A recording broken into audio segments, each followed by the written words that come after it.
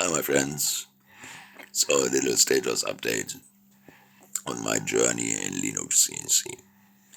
Yeah, it looks like spaghetti and a lot chaotic, but we will get into this soon. So I will explain which Ethercat modules I'm using, why I'm using two masters and still using the Mesa, and what kind of things I want to control with this. As you see, we have also Festo components and some switches and tool setters and so on. So let's start the journey. So first of all, I started with a Mesa. This is already an input-output monster, and to be honest, you don't need Ethercat. You can do everything with this card. But if you hear something from Ethercat and you start using Ethercat, you are addicted to Ethercat. And the only reason why I'm using still the Mesa is that I have those JMZ servos, and they are hooked up directly to the Mesa, so I can control them. So that's the only reason why I'm still using the Mesa. Okay, so let's start with Ethercat. First of all, you need a Ethercat master. This is the Beckhoff EK1100. This is this module. So also this one, and you need this one, which is connected to the Raspberry Pi. And then if you set up the Ethercat, you need to set up this one first. So, and then when you start with Ethercat, you start with input-output modules. In my case, it was a 1018 twice. You see here. Maybe I can zoom in. So two EL1018. Those are 8 digital inputs. Then we have EL. Sorry, my fat fingers here. EL9100. That is a power supply module.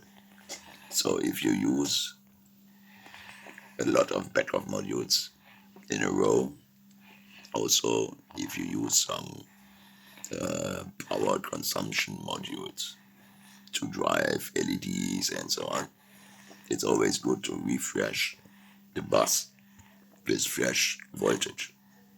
So we have a 9000, let me zoom in. So we have a 9100 power supply module. Then we have, let me check, so much wires here. Then we have EL2024. This one drives my Signaltower. It is a 4-channel output with 2 amps per channel. So enough for LED stuff and so on. So I can drive my Signaltower with this module. I have a second one, just a spare. Okay, then we have, I zoom in again. We have 2 modules, EL2008. Those are 8-channel output modules. Okay, so 24 volt output. Perfectly for lamps like this and so on. We come later to these lamps. I just hooked them today up, so quite funny also. So then we have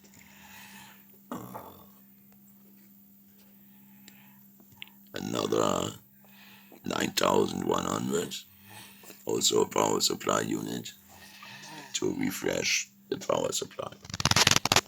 And then we switch over to the right. Oh, too much things.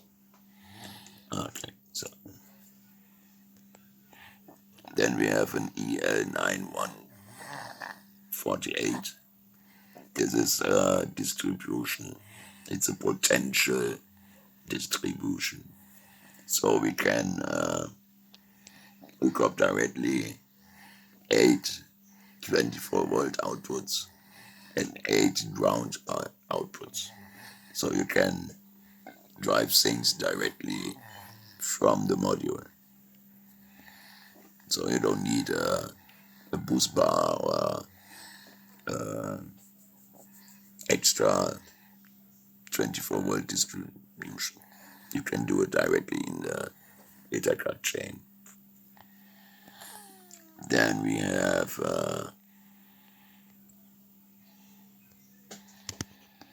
an EL2034. This one is quite similar to the EL2024, but you can diagnose the output voltage. So if you have a draw over 1 amp, you can monitor this one. And if you have a failure, for example, you're running some fans or something for coolant, you can monitor them. And in case of a failure, you can set the pin active or low or whatever. Okay, then we have on top is here. It's a EL2809. That's a 16-pin output module, which I want to use for my Festo valve island. So it's dedicated only for this one. It's an 8-port double switched Festo valve.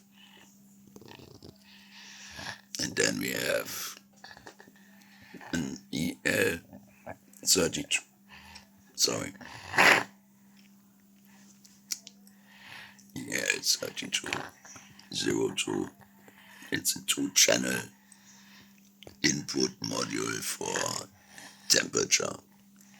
So I can hook up, for example, a 3-wire PT100 or PT1000 temperature sensor to watchdog some temperatures. So those are quite interesting. Then we have a second master, as you can see here.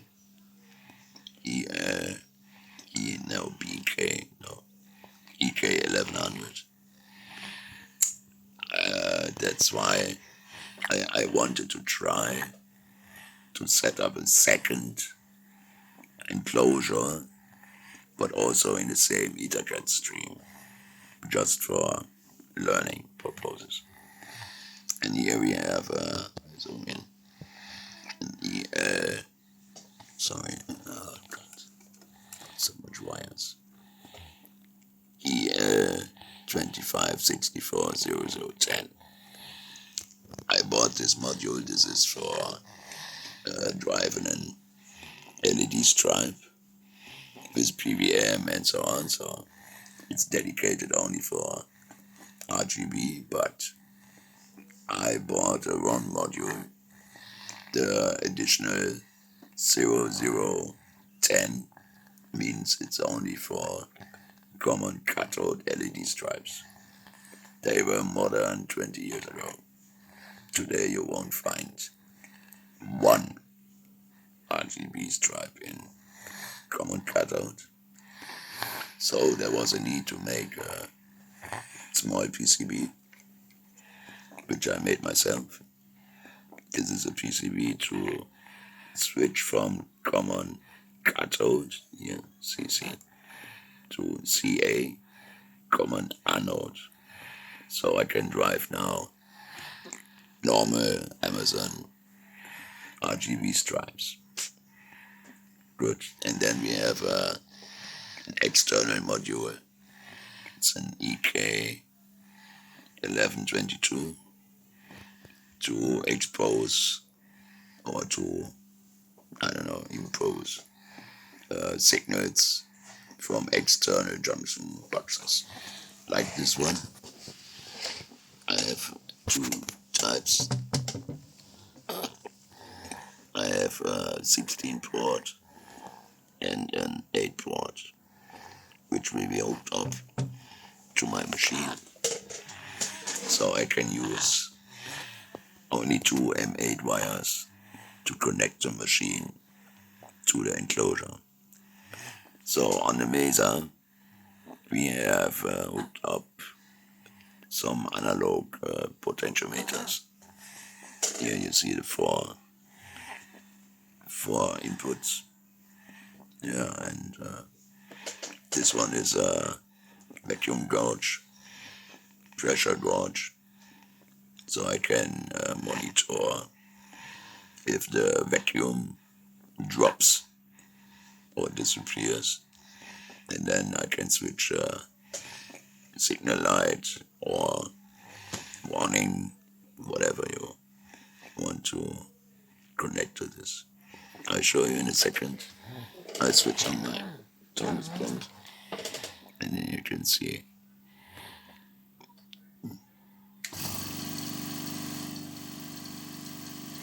Now we have minus 009 bar.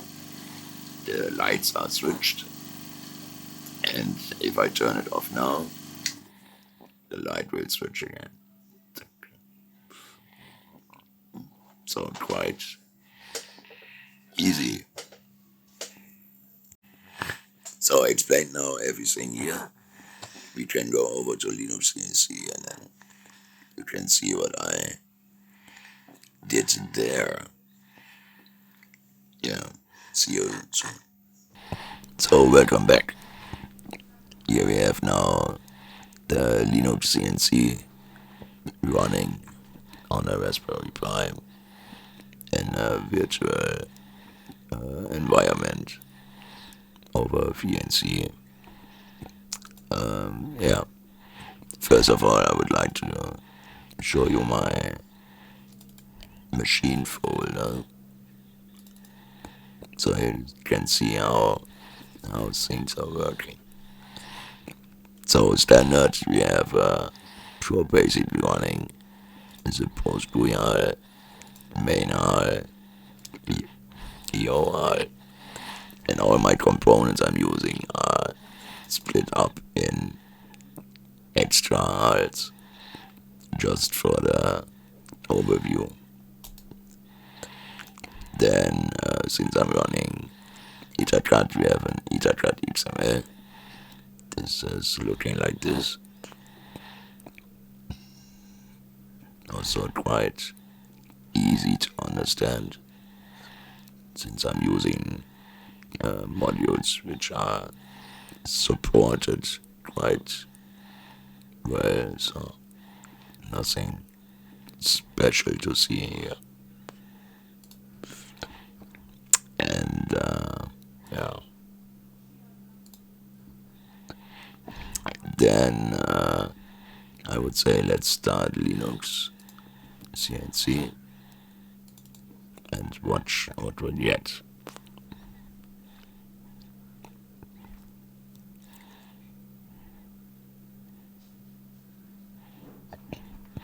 This is how my machine is starting.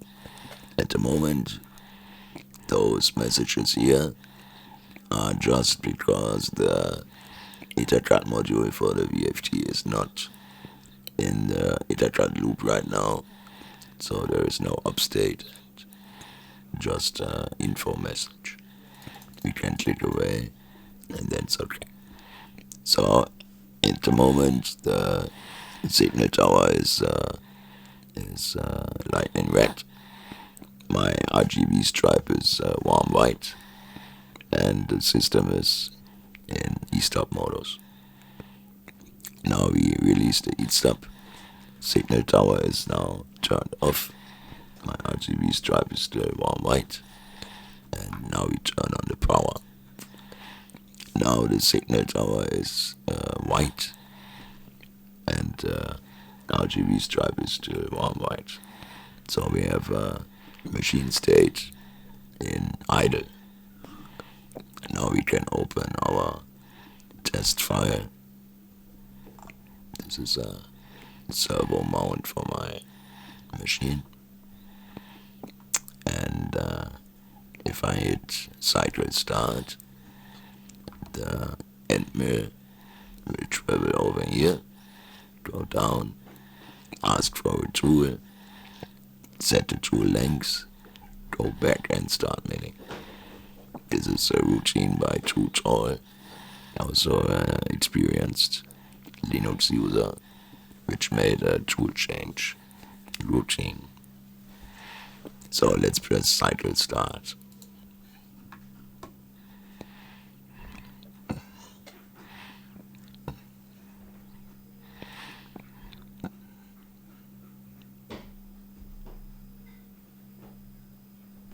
Okay, the tool is already inserted. Now I press the tool setter twice, so the length is set. Now it comes back. On my table, my servo is spinning. The Signaltower is now white, blue and orange. Blue for the coolant, orange for program is running. My RGB stripe is breathing green 3 times and 1 time blue because the cooling is on.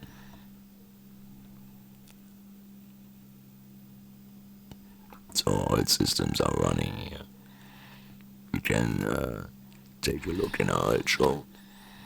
So you can see here the green PWM is working. It's now switching to blue.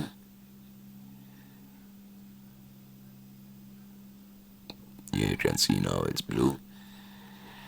Here you can see the duration, 3000 milliseconds for 1 cycle, 3 green cycles, 1 blue cycle. So this is also working very well. And yeah, you can see the pins I'm using. This is our LED status pins from the component I made for this LED status light. So you have a breath mode, flash mode, solid mode, stroke mode, and inspection mode. Then here you can see all my Ethercat modules I'm using. They are all loaded and working. For example, here the input pins, output pins. Then we have here the Festo modules with 16 output pins. The LED module. And yeah.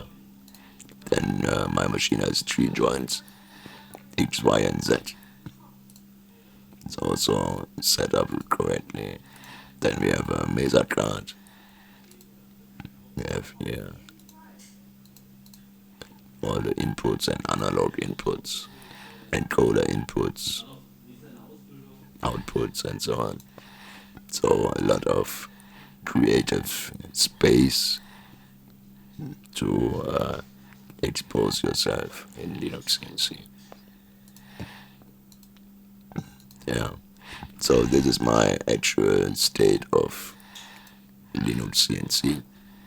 And yeah. I hope you liked what you see, and stay tuned to see the machine working with Linux CNC one time. So thanks for watching. See you. Bye. Here you can see my machine. It's a stretch build design. CNC is a moving table.